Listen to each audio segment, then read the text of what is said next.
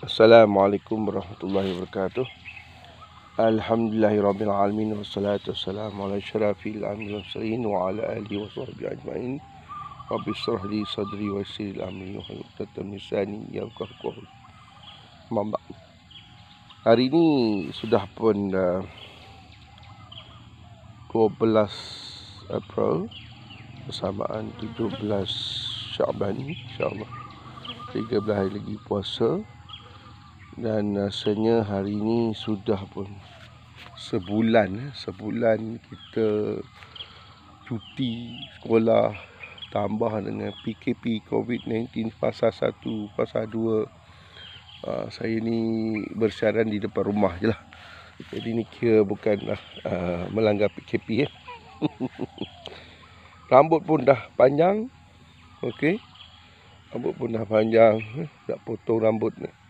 Harap kena gunting depan potong, depan buka. Jadi sedikit tips untuk hari inilah. Untuk hari ini tentang COVID-19 ni. COVID-19 ni hari-hari kita tengok, kita belik internet. Ada orang dia suka tengok statistik. Termasuk saya jugalah sebelum ni tengok statistik. Berapa yang mati, berapa kes baru, berapa kes satu dunia. Macam sekarang ni terkini saya baca dah 1 juta, 1.6 juta di seluruh dunia. Dan di Amerika saja dah 500,000 lebih. Di seluruh Europe ada dalam 700,000 lebih. Jadi campur dua tu 1.2 juta di Europe dan juga di US. Di negara kita juga sudah mencecah 4,000 lebih ya. Dan juga kematian pun dah banyak. Saya ingat dalam dah 60 lebih ya. Dan graf pun turun naik. Sekolah bercuti, semua berdiarah, berkurung di rumah.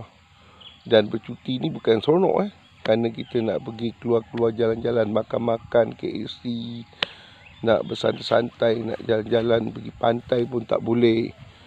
Even kita nak beli barang pun tak boleh. Cuma ada buka kedai makan saja. Kedai makan tu pun beli bungkus. Jadi nak lepak pun tak boleh. Jadi cuti yang tidak ada nikmat sangatlah duduk rumah.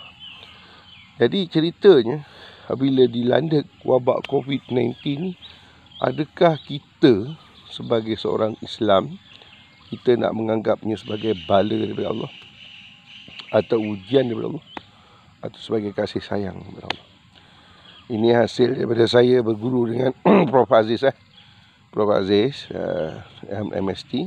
Terima kasih Prof. Okey, ada orang menganggapnya sebagai bala.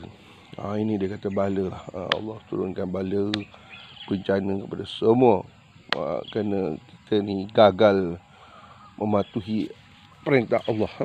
Dan ada yang menganggap bahawa ialah konspirasi disengajakan oleh negara China, Amerika sebagainya. Masih lagi di peringkat teori, tidak ada pembuktian. Dan kalau ada yang menganggap bala itu adalah pendapat masing-masing lah ya. Tak apalah yang menganggap berbagai bala. Tapi ini adalah fasa pemikiran yang paling dikatakan, nak kata rendah orang marah pula di tahap biasa-biasa lah. Mana menganggap bahawa COVID-19 ni sebagai satu bala. Dan kita akan set dalam minda kita bala. Jadi kita beban dalam kepala kita lah. Bila bencana, bala. Bila berlaku gempa bumi, bala. Bila berlaku tsunami, bala. Bila berlaku COVID-19, bala. Bila kita sakit, bala. Jadi minda kita ni akan sesak dengan perkataan bala. So ini masih di peringkat negatif mind. Dan kita peringkat judge. Level kedua ialah kita menganggap COVID-19 ni sebagai ujian Allah. Ini semua ujian Allah. Memanglah ini satu level mungkin lebih baik. Hidup ini memang ujian. Dalam Al-Quran pun ada menyebutkan bahawa hidup ini ujian. Dan kamu tidak akan masuk syurga selagi kamu tidak diuji dengan kemelaratan, kesusahan dan sebagainya. Ada orang menganggap ini ujian dari Allah. Maknanya Allah uji itu untuk kita jadi lebih baik, untuk kita jadi lebih hebat, lebih ni. Ya. Sebab dalam hidup ini kita bukan hanya menghadapi periksaan PSR, PMR, PT3, SPM, universiti dan sebagainya. Tapi dalam hidup juga kita ada ujian. Dan Allah uji kita dengan COVID-19. Dengan ujian ini Allah tengok siapa yang sabar. Ini dah peringkat lebih baik lagi. Tapi di peringkat pemikiran yang lebih baik, yang cemerlang, yang mana dia punya spiritual dia paling tinggi, ialah dia boleh menganggap COVID-19 sebagai satu jelmaan ataupun satu garapan kasih sayang daripada Allah. COVID-19 datang ke kita dengan Allah kasih kat kita. Okey, bayangkan macam ni. Kita pergi ke pejabat. Kita pergi ke sekolah lah. Jadi bos kita kat atas panggil, ketua lah panggil. Cikgu Isa. Kita tak panggil, kita tak panggung kepala tengok je kan. Jadi oleh kerana dia jenuh panggil kita tak nyaut, dia telefon pun kita tak angkat, mungkin handphone kita mati. Mungkin ini mungkin begitu saya tak balas, tapi contoh dia baling duster ke, baling apa nama ni marker pen, kena kepala tiong ke kepala. Kita bondong ke atas. Oh, Tuan Haji. Ya, okey. Begitu Allah uji, Allah kasih kat kita.